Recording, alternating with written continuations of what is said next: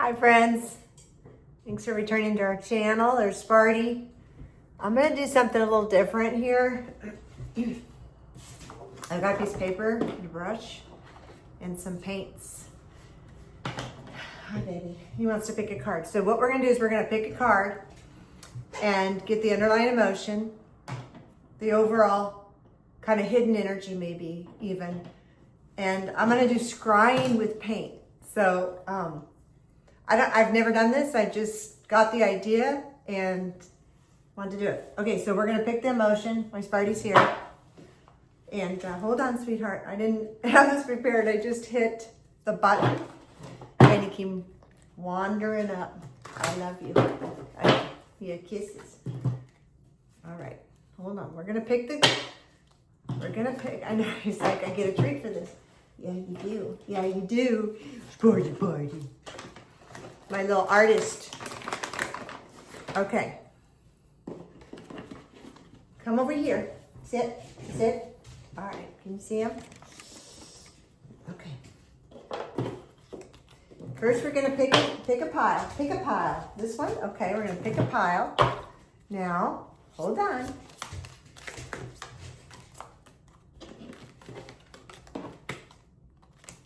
There we go. All right, this is what I'm feeling.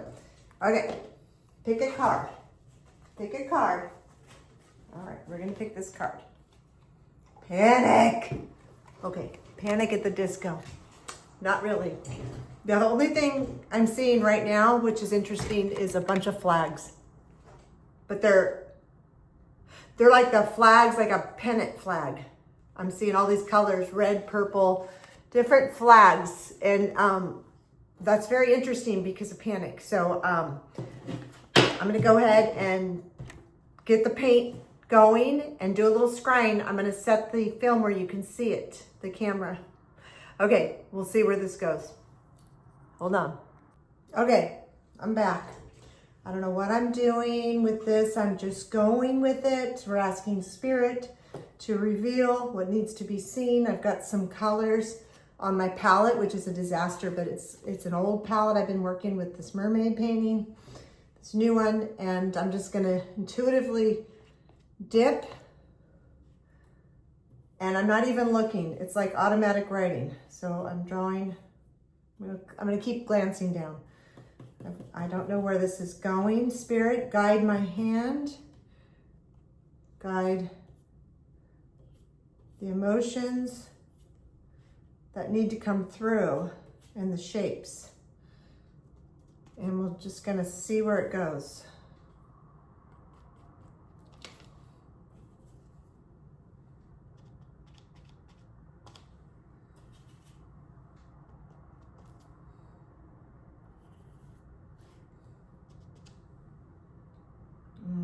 Fill in a circle around here, kind of. Okay, and I don't know what I'm doing. I've done a lot of sigils that have come through over the years with different energies.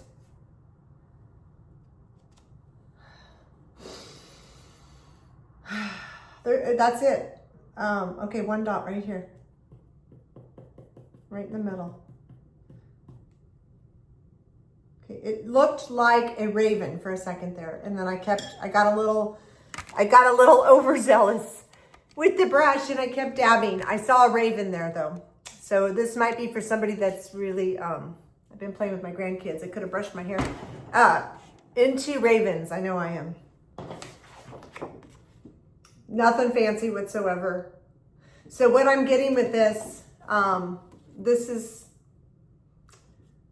the female portal is what I'm getting with that. Now, the diamond shape alone is like a portal.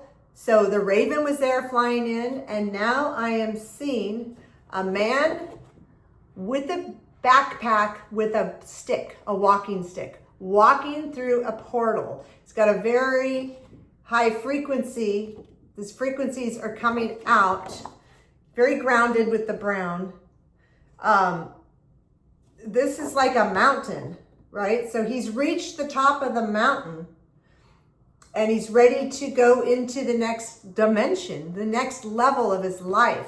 See the light, how it's opening from the crown and the expansiveness of where he's been, and now he's going. Now I'm looking at the camera, this looks like arms wide open right here. So when you hold your arms wide open, it opens your heart chakra. So his heart chakra is extremely open, and this feels very balanced. Do you see how this here and this here, it balances it? In some sense, they're opposing corners though. So he's had to deal with a lot, he or she, I'm just speaking, doesn't matter. This person has had to deal with a lot of opposition in their life. And that's where, for some reason, these little feet, I don't know why I'm saying feet, something at the base of the mountain. It's almost like separate lifetimes. You know, like when you do palmistry and you have the two lines that are split, I'm seeing this as like, almost like separate struggles of timelines in his youth. And he's reached the peak.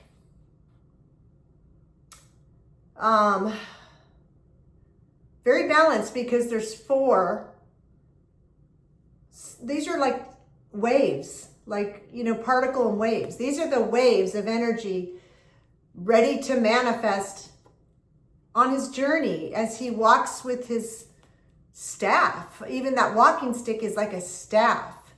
This is like a wizard, like not in the true sense, but somebody that can manifest. So in a sense, yes. It's more like a sorcerer, wizard. I'm feeling wizard. This is more of a wizard. And now I'm hearing we're off to see the wizard, the wonderful Wizard of Oz, of course. I'm seeing the slippers, the red slippers. You know, it's a message that you've had the power all along. You've had the power all along. So either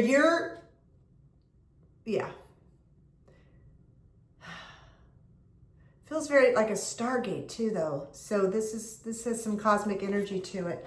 Let's see why we got the card Panic. And I've lost the card, but we know the card was Panic. So let's get a little more, they're saying these, information on the energy. Why would Panic come in? Okay, as you're going through the portal, as you've climbed the mountain and you're now reached the top, and this is the top of your own mountain, your own challenges.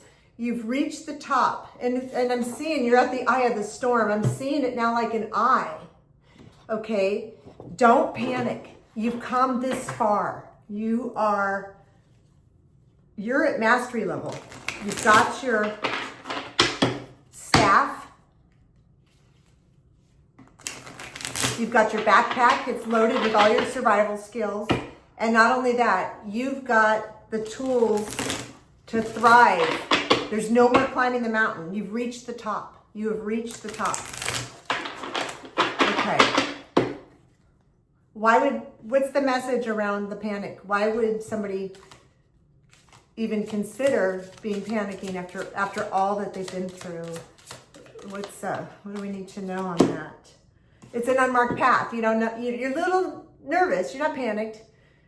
They're saying don't panic. Don't panic. It's an unmarked path, but the unknown isn't empty. It's waiting for your footprints. It's waiting for your footprints. This is a whole new start, I heard. This is a whole new start. Oh, I just got chills right up my spine. Okay, I'm picking up right here behind my ears. I'm not picking up a sound. My mind, my consciousness was drawn to right behind my ears. This person is very clairaudient, and for some reason I am told to fan these out because they wanted me to see the fan, and I'm feeling a very, okay, I got it. I was gonna say I'm feeling a very Asian kind of feel, like Kuan Yin. And guess what's right in front of me? Okay, so, yeah. the one card that I was drawn to before I'm going to pick from the Kuan Yin deck is the empty chair. Do you see the portal again? The key word here is empty. Your life has been maybe a little bit empty in certain ways, but not any longer. You're walking, you've hit the eye of the storm, and everything's about to changed. So it must have already changed because I said changed. Look at the sun, look at the light. Wow, that's cool. I wonder how that looks through there. Ooh. Okay, everything's about to change. Your absence reveals who still echoes in your space. I'm hearing let it go. Whatever was in the past is the past. You're on a new journey. Okay, let's see what Quan Yin has to say. This is really cool. This is fun. I didn't know where this is going to go. I hope you're getting something from this. I haven't picked from these cards in quite some time. So I'm going to give it a shuffle. I'm drawing a blank. Mani Padme Hum. There we go. That's a prayer. And in case somebody needs to hear this has nothing to do with Quan Yin other than the loving gratitude and forgiveness. But I'm sorry. I love you. Please forgive me. Thank you. That's the Ho'oponopono prayer. Just came through. Okay, this is the message. I'm really excited. I just saw these as wings at the top. Your wings are coming out, and I got green. I flung the brush on this, and there's two faces. It's not going to work because it'll tip over, but I'm going to wipe that right off there.